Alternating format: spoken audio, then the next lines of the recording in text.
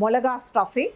அதுக்கு தேவையான பொருட்கள் பச்சை மிளகா, தேங்காய், கசகசா, தயிர், உப்பு, உரைச்சக்கடலை. இந்த பச்சை மிளகா வந்து நம்ம இப்படி கட் பண்ணிவிட்டு அதில் உள்ளே இருக்கிற அந்த சீட்ஸ் இருக்கும் இல்லையா, காரமாக இருக்கும். அதனால் காரம் வேணுமுன்னா அப்படியே வச்சுக்கலாம், அப்படி இல்லைன்னா வந்து அது எடுத்துக்கலாம். ஸ்டஃப்ட் சில்லி வந்து எப்படி பண்ணலாம்னு இப்போ பார்க்கலாம். உரைச்சக்கடலை வந்து நம்ம பாதி போடுறோம். 1/3 வந்து நம்ம ட்ரை கோகனட். கசகசா வந்து நம்ம 1 டேபிள் ஸ்பூன் வந்து நம்ம போடுறோம். தேவையான உப்பு நம்ம போடுறோம். இது வந்து நம்ம இப்போ கிரைண்ட் பண்ணிக்கலாம். இப்போ வந்து நம்ம நைஸாக வந்து நம்ம கிரைண்ட் பண்ணிட்டோம். இப்போ இதில் நம்ம வந்து பொடியாக வந்து நம்ம அதில் ஸ்டஃப் பண்ண முடியாது இல்லையா, அதனால நம்ம என்ன பண்ணுறோம்னா கொஞ்சமாக தயிர் எடுத்து இதில் வந்து நம்ம மிக்ஸ் பண்ண போகிறோம். அப்போ வந்து நமக்கு தயிர் எடுத்து போடும்போது கொஞ்சம் நம்மளால் ஈஸியாக வந்து நமக்கு ஸ்டஃப் பண்ண முடியும். கொஞ்சம் புளிப்பாக இருக்கும் தவிர நைட்டுக்கு நாளைக்கு கூட நம்ம சாப்பிடலாம். இப்போ பாருங்கள், நம்ம இது வந்து நம்ம கட் பண்ணி வச்சுருக்கோம் இல்லையா, இது நீட்டாக வந்து நம்ம இப்படி ஸ்டஃப் பண்ணுறோம். ஸ்டஃப் பண்ணிக்கும் போது கொஞ்சம் நிறையவே ஸ்டஃப் பண்ணிக்கோங்க. உங்களுக்கு எந்த அளவுக்கு முடியுதோ அவ்வளோ நல்லா ஸ்டஃப் பண்ணிங்கன்னா நம்ம சாப்பிட்றது கூட ரொம்ப நல்லா இருக்கும். இங்கே ஒன்றே ஒன்று தான் இருக்குது, பச்சை மிளகா. நம்ம இது போட்டப்புறம் என்ன பண்ணணும்ன்றது நம்ம தெரிஞ்சுக்கலாம். அவளோட எதிர்பார்த்துட்டே இருக்கீங்கன்னு நினைக்கிறேன், என்ன பண்ண போகிறேன்னு சொல்லிட்டு. எஸ், இப்போ எல்லாமே வந்து நம்ம ஃபில் பண்ணியாச்சு பச்சை மிளகாக்கு. இப்போ வந்து நம்ம என்ன பண்ணுறோம்னா அடுப்பு வந்து பற்ற வைக்கிறோம்.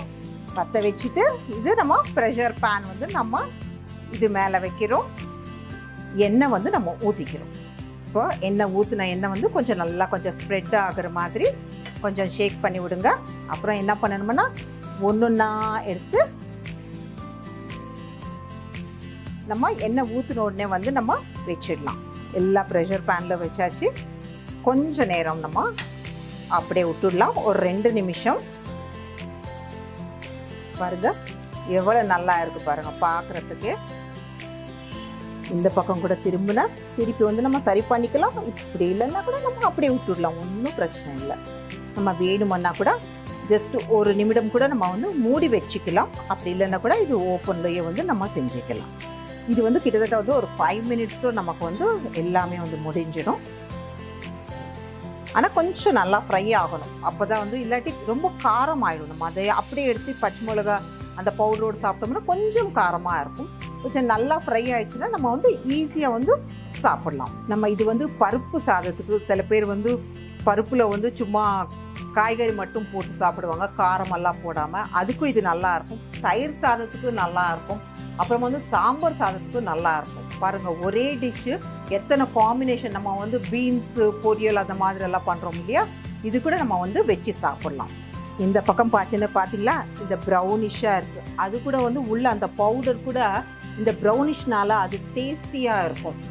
இது வந்து என்னடா ஒரு மாதிரியாக இருக்கேன்னு நீங்கள் நினைக்க வேண்டாம், இது கூட ரொம்ப டேஸ்டியாக இருக்கும்.